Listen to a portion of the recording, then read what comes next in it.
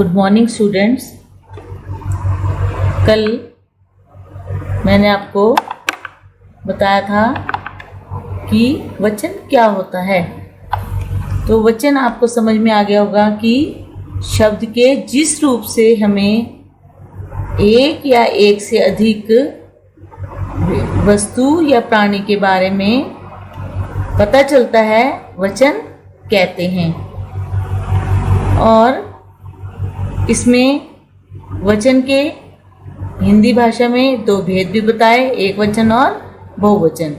एक वचन जिस शब्द के जिस रूप से किसी प्राणी या वस्तु की एक संख्या के होने का बोध हो, उसे एक वचन कहते हैं। जैसे मैंने आपको बताया कि लड़की पढ़ रही है, लड़की एक वचन है वाक्य में।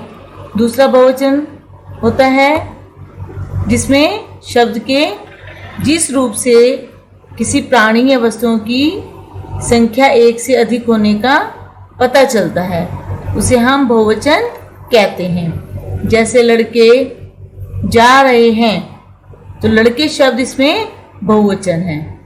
और मैंने आपको वचन की पहचान करना भी बताया कि हम संज्ञा शब्द से, सर्वनाम शब्द से और क्रिया शब्द से वचन की पहचान कर सकते हैं।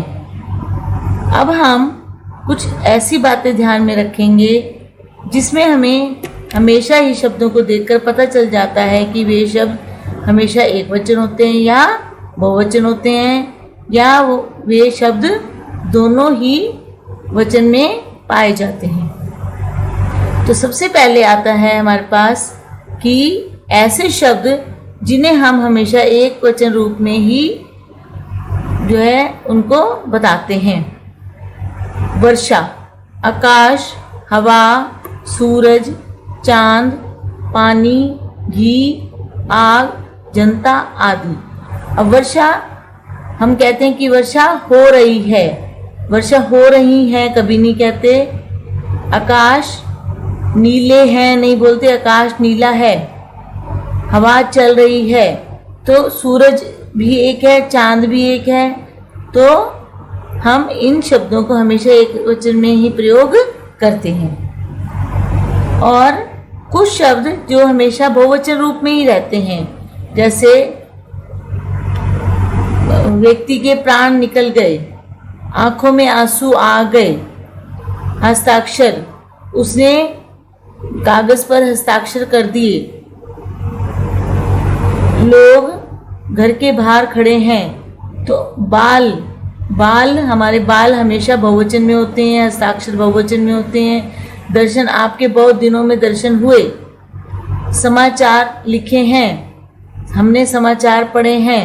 तो ये सभी शब्द बहुवचन रूप में होते हैं। जब हम किसी के लिए आदर की बात करते हैं, तो वे शब्द भी बहुवचन में प्रयोग किए जाते हैं। पिताजी आ गए, हम घर में कभी भी नहीं कहते कि पिताजी आ गया, हमेशा उन्हें आदर से कहते हैं कि पिताजी आ गए। ऐसे ही दूसरा वाक्य हमारे पास है, गुरुजी पढ़ा रहे हैं। गुरुजी के लिए हम आदर शब्द यूज करते हैं, इसलिए हमने साथ में वाक्य में है शब्द बहुवचन का प्रयोग किया है। भाववाचक संज्ञाओं का हमेशा एक वचन में ही प्रयोग होता है। अब सफल जो है हमारे पास मूल शब्द होता है और उसकी भाववाचक संज्ञा होती है सफलता। परिश्रम ही सफलता की कुंजी है। सत्य की हमेशा जीत होती है। तो सफलता के लिए है आया है, तो ये एक वचन है। सत्य के लिए है आया है, ये भी एक वचन है। ऐसी भाववाचक संज्ञाएं और अन्य भाववाचक संज्ञाएं हमेशा एक वचन होती हैं। अब हम जो है शब्दों का बहुवचन कैसे बनाते हैं। जब हमारे पास आ वाले शब्द अक्षर के आखिर में आ लगा होता है, जैसे बेटा, कपड़ा, ताला, छाता, पंखा, तो इनको जब हम बहुवचन बनाते हैं तो आ की मात्रा हटाकर हम बेटा से बेटे, संतरा से संतरे, ताला से ताले, पंखा से पंखे। जैसे 4 पंखे हैं, एक पंखा है, तो एक के लिए पंखा आएगा और 4 के लिए, 4 अधिक संख्या में है, तो पंखे, तो ये बहुवचन शब्द बन जाते हैं। ऐसे ही जब शब्द में आखिर में आ आता है, छोटा आ स्वर आता है, तो बहुवचन बनाते समय हम छोटी ए की मात्रा और अनुस्वार का चिन्ह लगाते हैं, अर्थात बिंदी लगाते हैं। रात से रातें, जैसे रात छोटी है, रातें छोटी हैं। बेल बेलें, पुस्तक पुस्तकें। ऐसे ही हम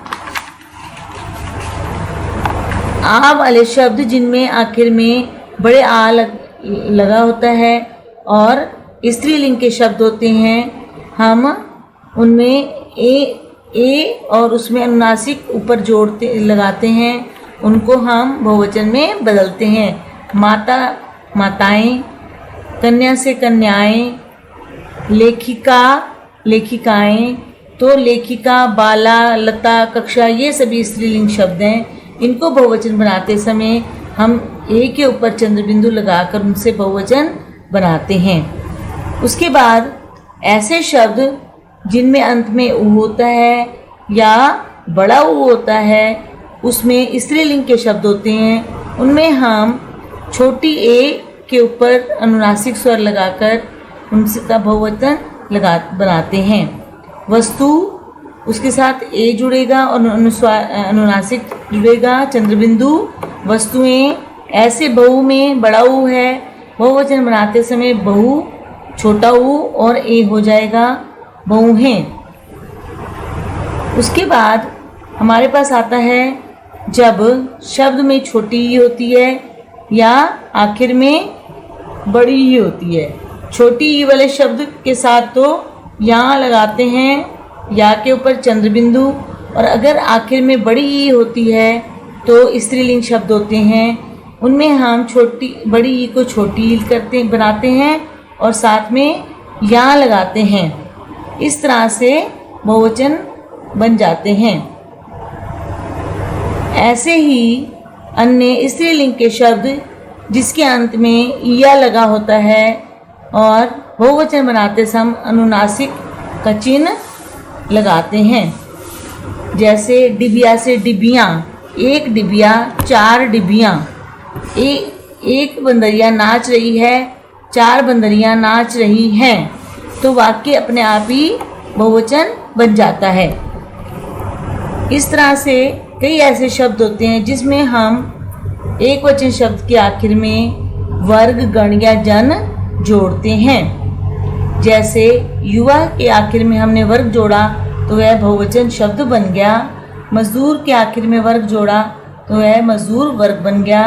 ऐसे ही छात्र, मित्र और कवि, तो उसके आगे हम आखिर में जो है गण शब्द जोड़ते हैं तो ये बहुवचन शब्द बन जाते हैं।